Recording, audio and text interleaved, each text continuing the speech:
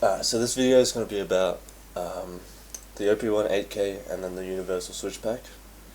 And so I've got the OP1 8K in black, and I've played with this for a couple days or a few days now, and I got used to the shape. So I used to main the Viper Mini, which I've got right here.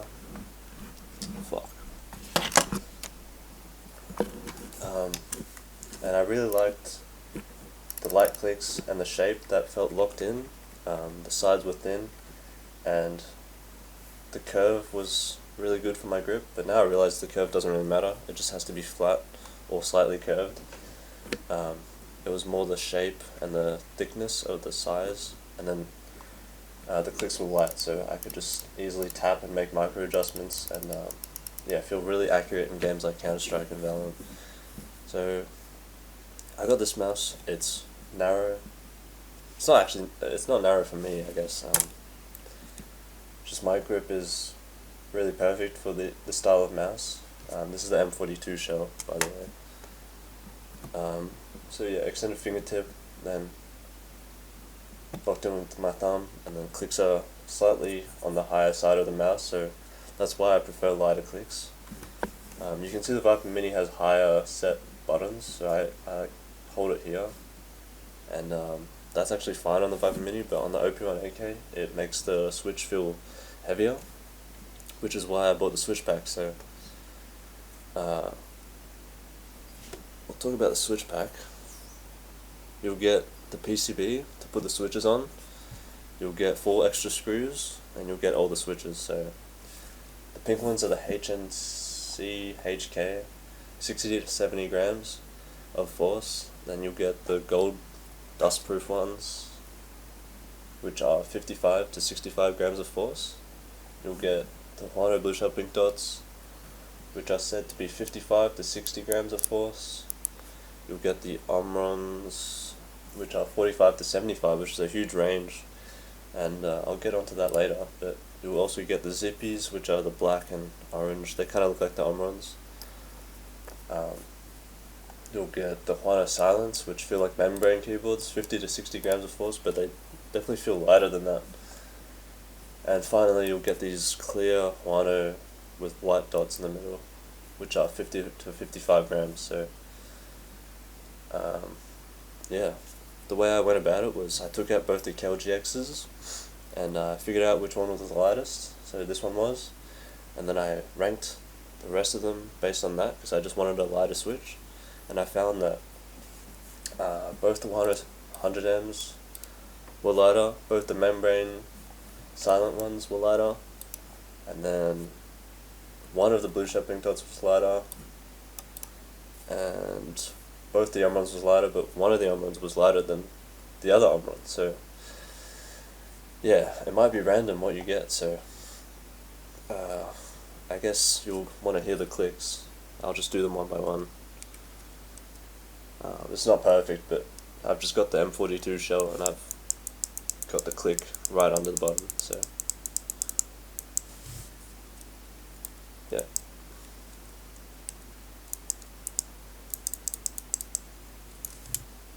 These just feel heavy and clicky. Now the gold plated ones, no, are they just dustproof gold?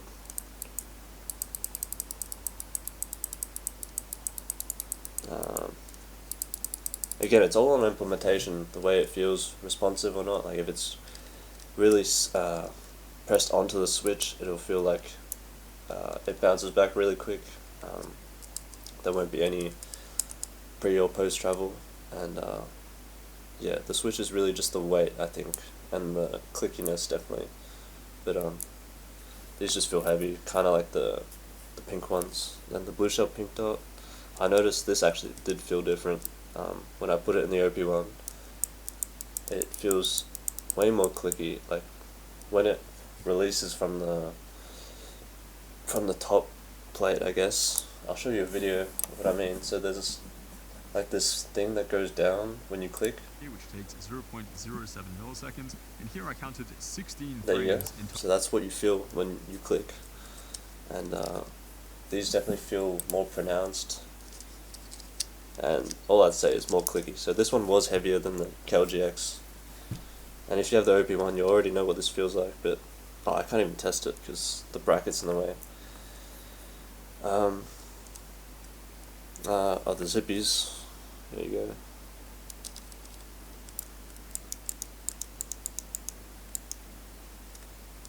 This isn't perfect, like this won't be a good representation of what they sound like, but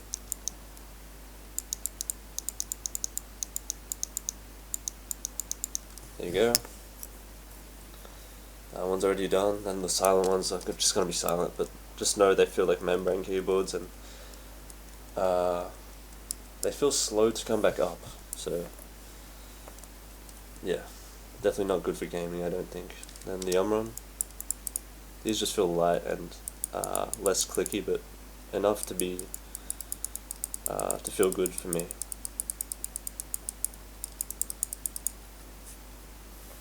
Then the clear Wanos with the white dot.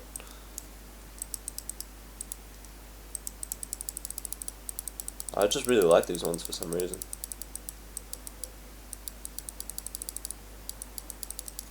They feel, well, this one's not the lightest one, but this was like ranked 5th, I think, if I remember. But yeah, there you go. And I'll just use the clicks inside my OP1.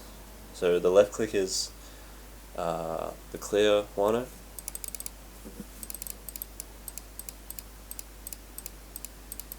And I can definitely click it higher because it's lighter, but I also took out one of the screws. I guess I can show you that. But I took out one of the screws to make the switch, or the button, the actual button, less responsive to come back up. Which I don't know what that even means, but I prefer it in game. It just feels, I don't know, again, it's all feeling. I definitely felt more like I was in tune with just my instincts in game. And this is the right click, the Umron. Not sure which one I prefer more, but I do like both of those. So yeah.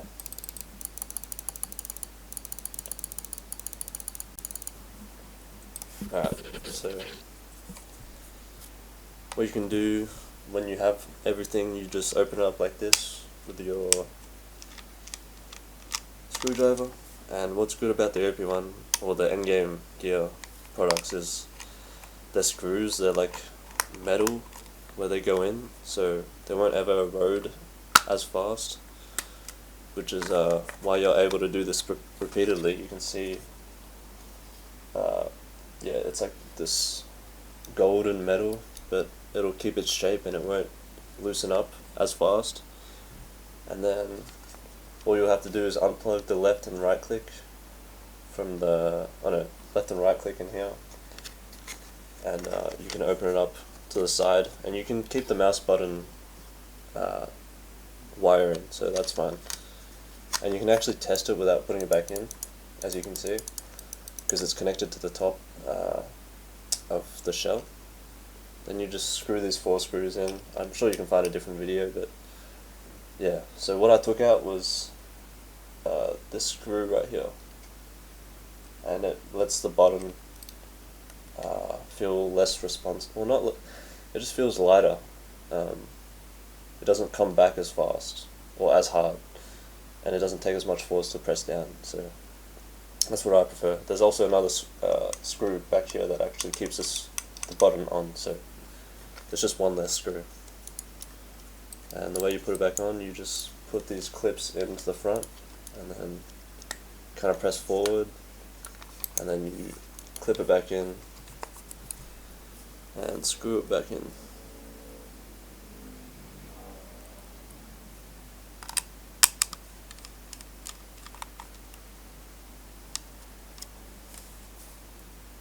And I don't really want to open this up too much because I've already opened up a lot to switch out all the switches and feel them.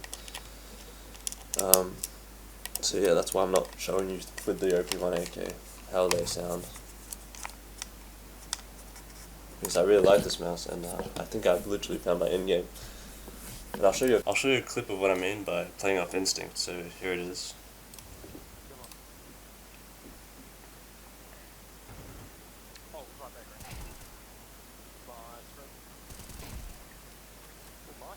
just able to adjust your spray easily.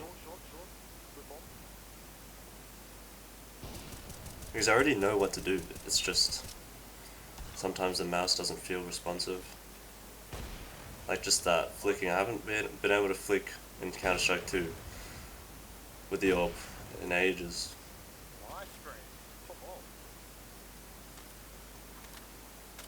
And that's just pure trust in your mouse. And just flicking to angles. So yeah.